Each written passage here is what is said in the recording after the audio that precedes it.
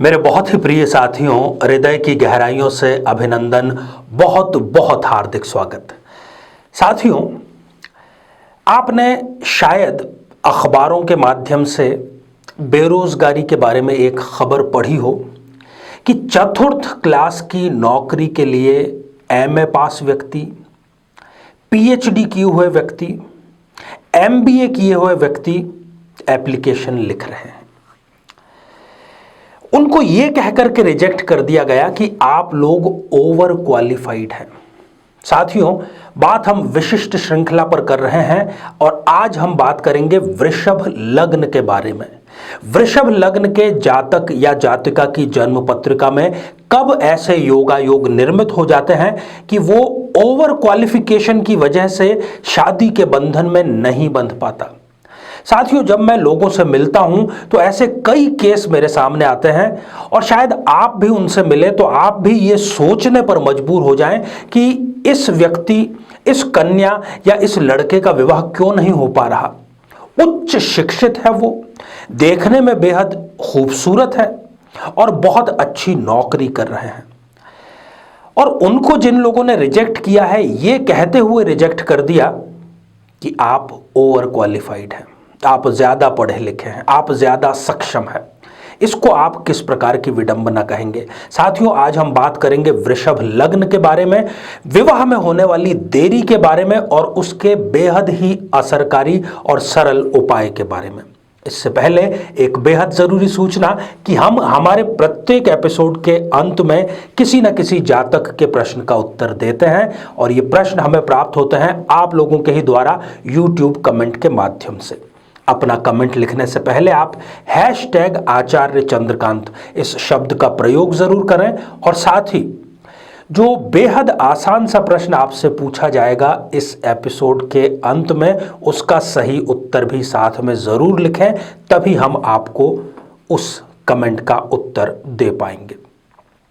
साथियों, आइए बिना किसी देरी किए वृषभ लग्न की जन्म पत्रिका पर दृष्टिपात करके उन 3 स्थितियों का विश्लेषण विवेचन करते हैं, कारण जानते हैं ज्योतिषीय माध्यम से। साथियों, यहां पर आप देख रहे हैं कि यह है एक वृषभ लग्न की जन्म पत्रिका। 2 नंबर के अंक से प्रारंभ हो रही है, लग्न में 2 नंबर लिखा है, अतः हम इसको कहते हैं वृषभ लग्न की जन्म पत्रिका। साथियों, सबसे पहली स्थिति, यदि वृषभ लग्न में सप्तमेश जो कि मंगल बनता है वो त्रिक भावों में हो, अर्थात 6ठे, 8वें या 12वें में जाकर बैठ गया हो। त्रिक स्थानों में जब मंगल बैठ जाता है तो ये एक बहुत ही बुरे योग का निर्माण करता है, जिसको कि ज्योतिष की भाषा में हम कहते हैं विवाह भंग योग। इसके नाम से ही जाहिर है कि ये विवाह को भंग करने का कार्य कर रहा है। सप्तमेश मंगल यहां पर साथ में व्ययेश भी है, अर्थात 12th हाउस का लॉर्ड भी है। सप्तमेश होने के कारण मंगल यहां पर मार्केश है और त्रिक स्थानों में होकर के ये इस जातक को जरूरत से ज्यादा डिले करवा रहा है। मैं ये कह रहा हूं कि शादी जरूर होगी इस स्थिति में, परंतु 35 साल की आयु के बाद में। अब दूसरी स्थिति, यदि मंगल देव इसी कुंडली में तीसरे भाव में जो कि कर्क राशि है वहां पर जाकर के नीच राशि के हो जाते हैं, तब भी ये व्यक्ति को विवाह बंधन में बंधने में जरूरत से ज्यादा डिले कर देते हैं।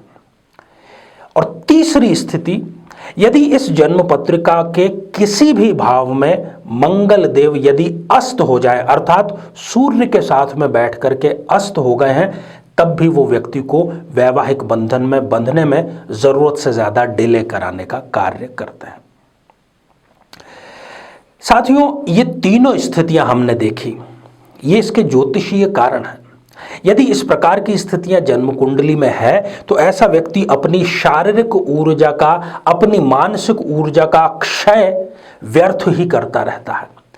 जीवन में वो एक मुकाम जरूर हासिल करता है, परंतु उसके लिए वो बहुत जबरदस्त और लंबा संघर्ष करके पहुंचता है। अपना दुख, अपने मन की बात कभी किसी से शेयर नहीं करता। चाहे खुशी की बात हो तब भी वो बहुत ही चहेते लोगों को बतलाता है, और दुख की बात तो वो किसी को बतलाता ही नहीं है। और अपनी कमाई का एक अच्छा खासा हिस्सा, अपने समय का एक अच्छा खासा हिस्सा परोपकारी कार्यों में लगा देता है। किसी न किसी धारदार वस्तु से लगी हुई चोट का निशान उनके शरीर पर जरूर होता है, और यह भी देखा गया है कि यदि इनके भाई या बहन हैं तो उसमें इनके गैप, आयु की उम्र का गैप बहुत ज्यादा होता है। साथियों, यदि इस प्रकार की कोई स्थिति आपकी जन्म पत्रिका में भी है तो निश्चित रूप से विवाह में वो आपके विलंब का कार्य कर ही रही होगी, इसमें कोई दो राय नहीं है। इस विलंब से बाहर आने के लिए आपको बूढ़ी और असहाय गाय माता, इनको आप बुधवार से प्रारंभ करके हरा घास, हरा चारा या हरी सब्जी जो भी दे सकें आप दीजिए रोजाना। यदि आप रूटीन में इसको शामिल करेंगे साथियों, आप आश्चर्यचकित रह जाएंगे कि कुछ ही दिनों के अंदर, मैं महीनों की बात नहीं कर रहा, दिनों की बात कर रहा हूं, एक बहुत ही सुंदर रिश्ता आपके लिए आएगा। और हां, कुंडली मिलाना आप बिल्कुल भी मत भूलिएगा। तो साथियों, यह था हमारा आज का आर्य सत्य। अब हम बढ़ते हैं आज के हमारे कमेंट के चरण की ओर। आज हमने कमेंट शामिल किया है अंजलि जेटली जी का, जो कि उन्होंने लिखा है पालमपुर हिमाचल प्रदेश से। अंजलि जी, आपने अपनी बेटी की जन्म पत्रिका भेजी है और उनके तलाक का मुकदमा चल रहा है। आपने जानना चाहा है कि क्या तलाक होगा। निश्चित रूप से इनकी कुंडली में तलाक का योग है, और मैं ये दावे के साथ में कह सकता हूं कि विवाह के समय ठीक से कुंडली नहीं मिलाई गई है।